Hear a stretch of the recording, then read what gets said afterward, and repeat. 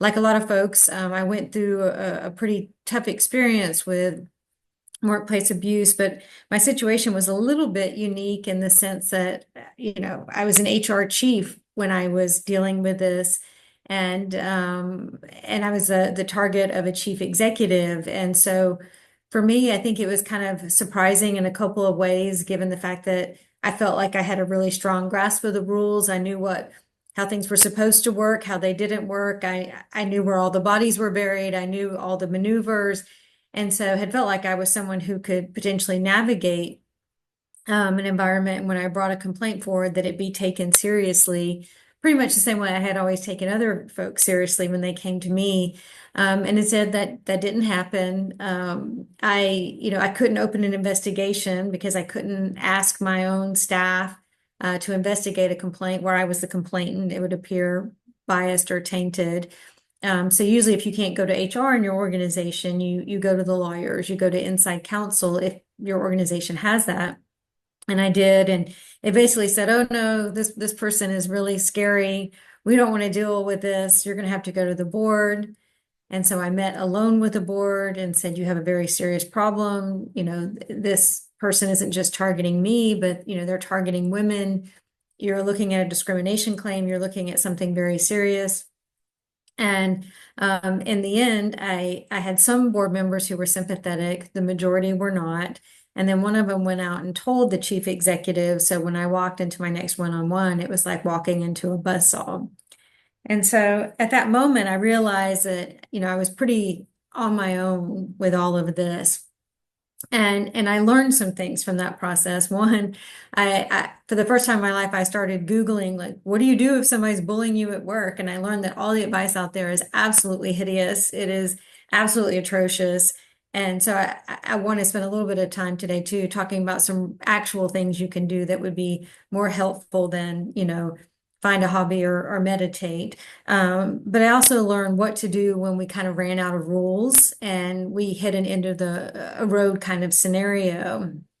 And I learned how to take some risk, how to stand up to my, abuser, how to stand up to the people who were too paralyzed with fear to do anything, and how to begin making a case on why they needed to act. And in the end, filing a lawsuit and negotiating something that worked out well because of the things I had figured out. And so I'm hoping to share a bit about that with you today.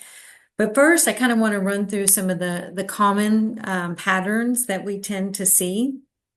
First and foremost, I think we see a lot of punching down when it comes to the bullying space. And a lot of times what people will hear that, they're just kind of dismissed. You see gaslighting. Oh, you're being too sensitive. People will start to question whether you're a good cultural fit, as if you're the problem. And what I have found is that in 99% of those times, it's about fear. It's about a manager. It's about HR personnel. It's even about chief executives that are too afraid to address the problem. And it's just so much easier to try and get the complainant to go away, especially given that they know that the complainant's probably already afraid because there's so much evidence of retaliation. There's so many things that can have a chilling effect already on people that this is kind of an easy out. Same here, like a little bit of an extension of that, talking about a personality clash. And I categorize a little bit different because sometimes we'll see this as dismissive where they're like, oh, these two folks aren't getting along, while ignoring kind of significant details like one's an executive and one's not. And therefore you have very different kind of power dynamics and patterns of harm. And so, by trying to minimize these types of behavior with language that is minimizing, they're hoping to get out of having to do the hard thing and having a hard conversation. Policies too. I've seen where people lean on and abuse policies. And so in some ways, like on its face, it can even be kind of comical. Like, well, we created an anti-bullying policy as if that's the end of the road. And so they want to be able to point to something tangible to say, hey, we're compliant, or that we follow the law. I track a lot of news stories that deal with bullying, abuse, discrimination, harassment, and yet you'll frequently hear lines from companies where when they're defending themselves from an accusation for something like this, they tend to say, we follow to the letter of the law, we're compliant with the law. All those things mean we do the bare minimum, which is usually not enough to protect somebody from harm. And so simply having policies can be used to deflect. Pushing responsibility onto HR or management. We'll get into this a little bit later too, because I want to kind of give a backdoor perspective of what it can be like in HR, how often that they deal with a lot of punching down themselves. But a lot of times, if you have a high-level leader who is pushing off a bully or a problem child onto HR managers, it can become problematic because in some cases, managers just aren't trained for how to deal with this. In some cases, HR is only trained to deal with things up to a certain point. A lot of times they're not empowered to deal with executives. And so by delegating to them can actually make things worse. Using confidentiality to silence folks. So hiding behind policies to avoid transparency. To be clear on this one, anytime that there's an investigation into discrimination, harassment, any kind of violation of a policy for the workforce, there has to be some degree of confidentiality. We like to try and say that, we'll protect confidentiality as much as possible.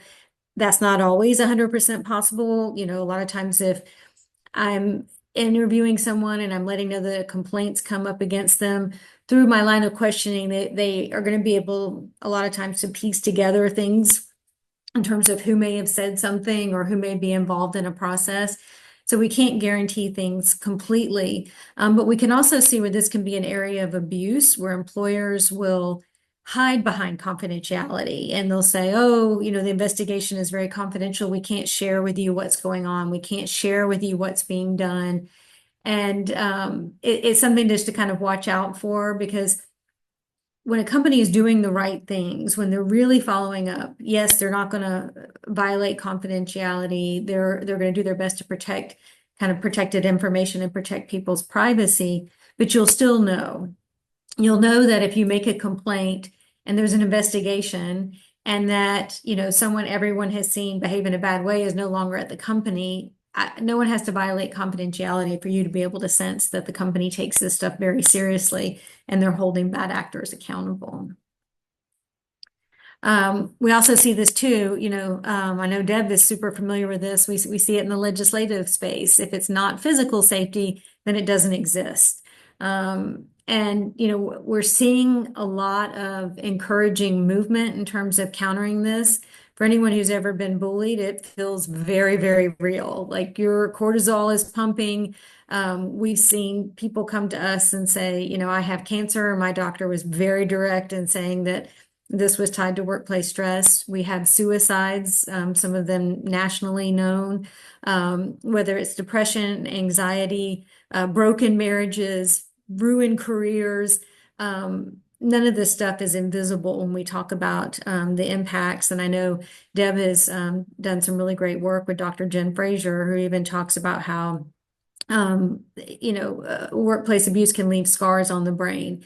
So a lot of what is psychological can actually be very, very physical, very, very tangible, and very real. But a lot of employers, out of a fear of dealing with a tough situation or a risky situation, will hide behind that in order to avoid any kind of liability or accountability.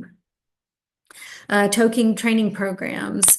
I know pretty much everyone in HR world is a big fan of SHRM, is really well connected with SHRM. I've spoken at a number of events. I know a lot of people who are part of this network and are very, very happy with it. I've actually had some concerns with the heavy leaning on training programs because I feel like they only work to a point, and then there's not a lot of conversation or training or support for HR folks beyond that. And so if we know we have a tough climate, if we know we've got a toxic work environment, and all the trainings are geared towards, like right now, their current campaign is around civility, how to be nice, how to work better with others.